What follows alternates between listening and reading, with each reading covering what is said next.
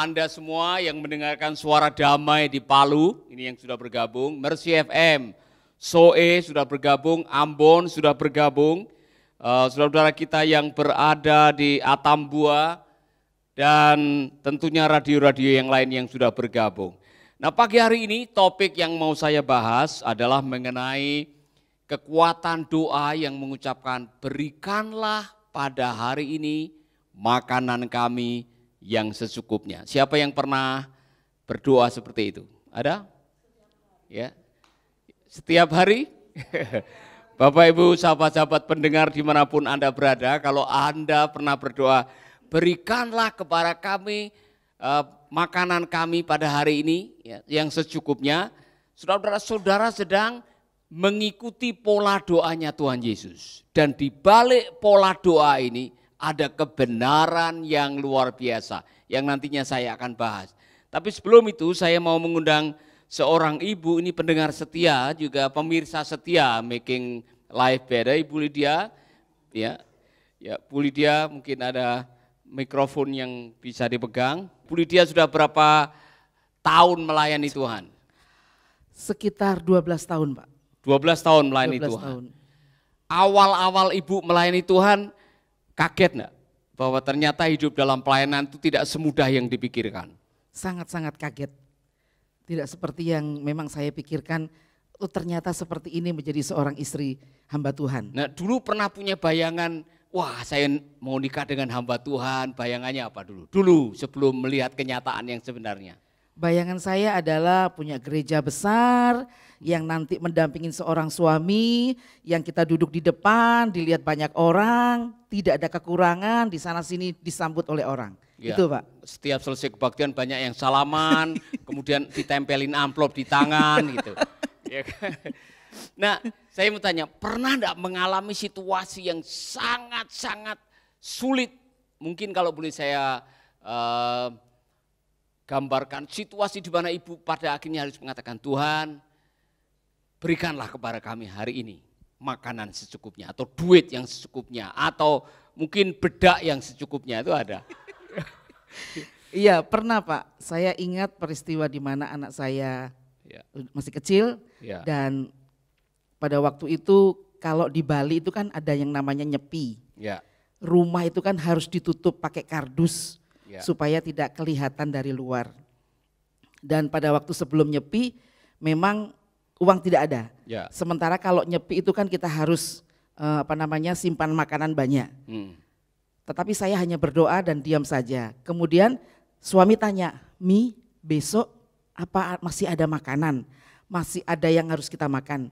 Saya hanya bilang gini, lihat itu di dinding di jendela-jendela. Lu kok dilihat itu kan banyak kardus tuh. Besok yang akan kita jual kardus-kardus itu. Makanya saya kalau ingat itu aduh itu banyak kardus itu yang akan kita pakai untuk makan. Sampai titik itu ya? Iya sampai seperti itu karena memang terakhir sebelum nyepi itu uang sudah habis sehingga selesai nyepi suami bilang Mi besok gimana apakah ada yang bisa dimakan? Saya bilang itu banyak kardus yang masih nempel di jendela. Terus itu yang akan kita jual, itu yang kita makan. Terus akhirnya bagaimana? Setelah berdoa seperti itu atau setelah menghadapi seperti itu masa-masa di mana setiap hari bergantung kepada Tuhan, setelah 12 tahun ini pelajaran apa yang Ibu pelajari? Yang saya pelajari adalah ternyata apa yang menjadi ketakutan saya itu tidak seperti itu. Sehingga pelajaran demi pelajaran yang saya terima adalah begini Pak. Setiap kali saya melihat beras saya sudah mulai berkurang, makanan sudah mulai tidak ada, saya hanya bilang gini, Tuhan saya tidak mau tahu loh ya, karena uang sudah tidak ada, sudah menipis dan beras juga tinggal sedikit. Puji Tuhannya, Tuhan yang saya layani, Tuhan yang saya sembah ternyata tidak mengecewakan. Ada saja cara Tuhan Pak, bisa pakai tetangga, bisa pakai jemaat datang sebagai burung merpati untuk memberkati kami di Pastori. Jadi Tuhan punya cara untuk mencukupkan Ibu. Iya, sangat. Dengan kata lain tidak ada penyesalan berdoa mengenai cukupkanlah pada hari ini atau berikanlah pada hari ini makanan kami yang secukupnya. Tidak, karena saya bisa merasakan dan mengalami itu bagaimana Tuhan bertanggung jawab. Apa saran Ibu buat pendengar kita sama pemirsa kita nih? Bapak Ibu yang dari rumah, percaya dan pastikan bahwa Tuhan kita bertanggung jawab atas hidup kita. Jangan pernah takut, jangan pernah khawatir menghadapi hidup ini. pada waktu apa yang kita pikirkan tidak seberat apa yang Tuhan berikan buat kita. Untuk itu jangan takut, tetap berharap kepada Tuhan, tetap andalkan Tuhan karena Dia memang Tuhan yang hidup. Amin. Tepuk tangan buat Bu Lydia. Terima kasih Ibu Sama-sama, untuk Bapak. waktunya. Nah Bapak Ibu, ya, saya mau membahas ini bahwa pada dasarnya hampir setiap orang pasti diizinkan oleh Tuhan menghadapi masa kekurangan. Saya mau coba tes kepada hamba-hamba Tuhan yang nonton nih, Pak Sem Mulyadi dari Kalimantan, Pak Nus Naklai yang ada di Ambon, ya hamba-hamba Tuhan, Pak Petrus Nungkulara yang ada di Sumba. Saya yakin Anda yang melayani, Anda pernah diizinkan oleh Tuhan menghadapi masa-masa kekurangan. Dan Anda mungkin pernah mengucapkan doa ini, berikanlah kepada kami pada hari ini makanan kami yang secukupnya. Saudara-saudara, dari pelajaran ini ada satu hal yang saya rasa kita semua bisa pelajari ya, untuk semua saudara yang mendengarkan lewat radio, sahabat-sahabat pendengar Making Life Better tentunya yang selama ini mendengarkan suara Pak Paulus. Nah, hari ini saudara mendengarkan live dari Bali. Bapak Ibu, dari doa ini saya menemukan minimal ada 3 kebenaran. 3 kebenaran yang saudara boleh catat yang bisa menjadi pedoman untuk kita hidup dengan damai di dalam Tuhan. Kalimat berikanlah pada hari ini, ya kan? Itu mengajarkan kepada kita fokus kepada hari ini. Nomor 1, dalam hidup ini saudara, kalau Anda ingin menikmati hidup, berfokuslah pada hari ini. Saya mau saudara catat, untuk menikmati hidup, fokuslah pada hari ini. Kenapa? Karena hari ini adalah hari yang dijadikan oleh Tuhan. This is the day that the Lord has made. We will rejoice and be glad in it. Hari ini harinya Tuhan. Mari kita bersuka. Di balik lagu itu, saudara, ada kebenaran yang luar biasa. Kalau hari ini adalah harinya Tuhan, Tuhan minta kita bersukaria. Respon Anda bahwa hari ini adalah harinya Tuhan, bukan harinya setan, bukan harinya orang, tapi hari ini adalah harinya Tuhan. Artinya apa? Kalau hari ini Anda masih diberi nyawa, kalau hari ini Anda masih bisa bangun tidur, kalau hari ini Anda masih bisa makan pagi, kalau hari ini Anda masih bisa melihat sinar matahari, kalau hari ini Anda masih bisa mendengar kicauan burung kenari, berterima kasihlah. Artinya apa? Anda masih dikasih nikmat oleh Tuhan, maka nikmatilah hari ini. Kemarin sudah menjadi histori, besok belum tentu Anda miliki, maka jangan sampai Anda berada di hari ini tapi pikirannya ada di hari esok. Sehingga Anda tidak bisa menikmati hari ini. Apa yang terjadi ketika saudara berpikir mengenai, aduh besok jodoh saya siapa? Besok saya makan apa?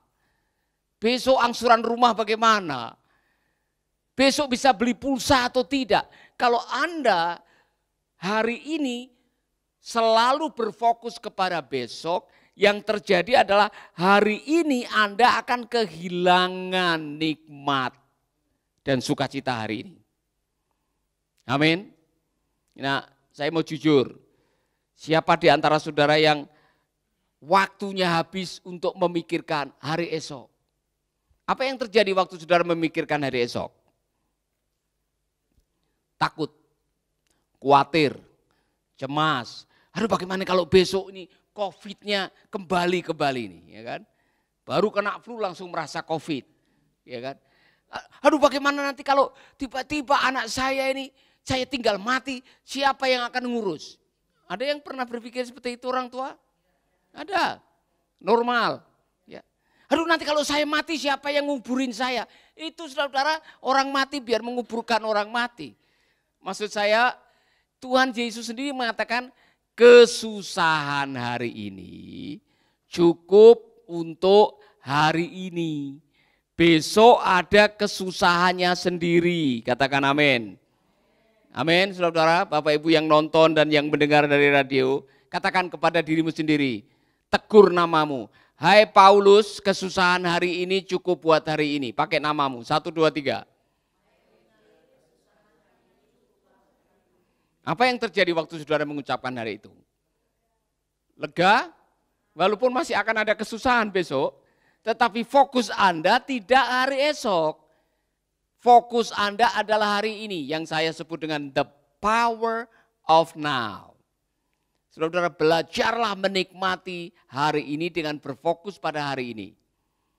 Apa aplikasinya? Aplikasinya begini. Kalau hari ini di meja sudah ada ikan mangut, ya kan, sama sayur tauge, saya pagi-pagi sudah langsung mengucap syukur, terima kasih hari ini dimasakkan sayur mangut oleh istri dan sayur tauge yang masak siapa tadi? Ya kan? Haleluya. Saya bisa menikmati hari ini, saudara. Apa yang ada di meja yang di depan mata saya bisa menikmati. Tapi kalau sementara saya mau makan, saya mikirin, aduh nanti besok saya makan apa ya? Ya kalau ada makanan, kalau tidak ada makanan, aduh mungkin saya kali ini makan taugenya saja. Mangutnya saya simpan buat besok. Akhirnya saudara-saudara, waktu saya makan, saya mikir. Saya sarankan kepada saudara-saudara, kalau lagi makan enggak usah mikir. Karena kalau saudara lagi makan mikir, nikmatnya makan bisa hilang. Saya pernah mikir waktu lihat harga steak 1.250.000 saudara-saudara, hampir aja enggak bisa nelan. Karena mikir harganya, padahal ada yang bayarin. Ada yang bayarin. Harga satu potong steak atau daging sapi panggang 1.250.000. Kalau saya mikir, aduh ini kalau 1 juta, ini kadang-kadang otak ini main. 1.250.000 dibelikan daging, satu panti asuhan makan semua. Ya kan? Atau dibelanjakan bisa untuk 1 bulan. Ini hanya satu daging. Kemudian marah. Kurang ajar ini warung nih. Tidak tahu diri masa jual terlalu mahal. Kalau Anda akhirnya hanya mikirin, Anda bisa marah-marah lupa makan. Jadi saudara-saudara, fokus pada apa yang ada di depan Anda. Belajarlah mensyukuri apa yang ada. Karena kalau hari ini Anda masih bisa menikmati, itu karena kasih karunia Tuhan. The power of now. Belajar menikmati hari ini. Maka resikonya, jangan pernah menunda kebahagiaan. Mawar Bute, Meli, Anwar Khairul, Bunga Eja, Mbah Leo yang nonton ini. Banyak sekali. Mary Tarihoran, sahabat-sahabat dari beberapa radio di NTT, Papua, bahkan yang ada di Kalimantan. Dengar baik-baik. Ini penting bagi Anda semuanya, supaya kita semua bisa menikmati hari ini. Jangan suka mendelay kenikmatan. Mendelay itu jangan suka menunda kebahagiaan.